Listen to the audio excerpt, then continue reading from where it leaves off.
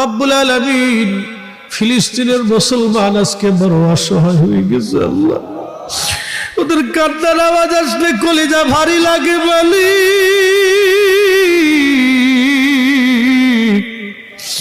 আল্লাহ ওদের দৃশ্যগুলি দেখলে কলিজায় ব্যথা লাগে আল্লাহ।